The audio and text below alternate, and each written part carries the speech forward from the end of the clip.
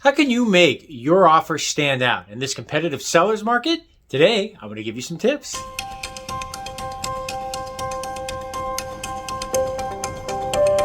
Hey, Scott Himelstein with the Scott Himelstein Group.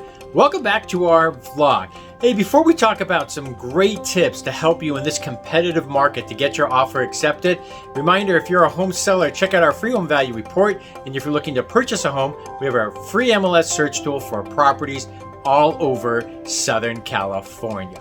All right, so today we're talking about some tips to help you beat the competition when it comes to getting your offer accepted. And these are just simple tips that we do for all of our clients. So the first is being able to talk to the listing agent before you actually show the house. This gives you an idea of what you're going to be working with on the other side and gives you an opportunity to introduce yourself to the other agent and learn a little bit more about them as well as the seller. So now you're ready to actually submit an offer on the home. So what's next? So you want to make sure that you personalize your offer. Now that doesn't just mean personalize it for your own client. It also means that you need to personalize it for the seller. So that may mean that maybe the seller doesn't want a quick close. Maybe they need to stay longer in the property. Maybe they're looking for other concessions. And the only way you're going to be able to know about this is if you actually reach out to the listing agent and ask them. And obviously, again, it shows your professionalism and you're being willing to collaborate with them to find a way to be able to get the offer accepted.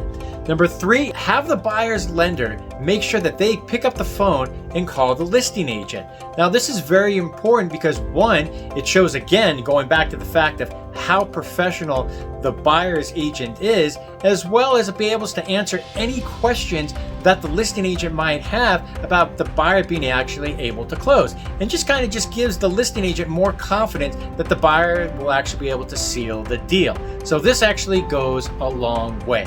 So now that you've emailed the offer, number 4 is to actually be able to follow up. Now, quite often, especially in today's marketplace, it's not uncommon to have 10 to 20 offers on the table, and you want to differentiate yourself from everybody else. Now, as a listing agent myself, it's hard to remember when you have so many offers that you're not going to remember the terms of every single offer that you actually receive.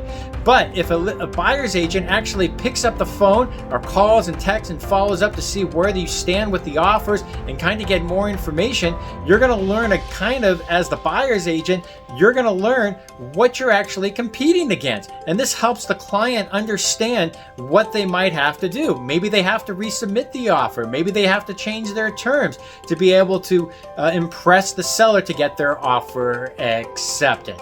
So again, as a buyer's agent, you want your agent, when you're submitting an offer, to be able to show professionalism, collaboration, and being able to show that you can close the deal. So at the very end of the day, these are just some basic tips that your agent should be doing in order to help to ensure that your offer gets accepted in this competitive market. If you have any real estate questions, give me a call, 818-396-3311, 818-396-3311, and thanks again for watching our vlog.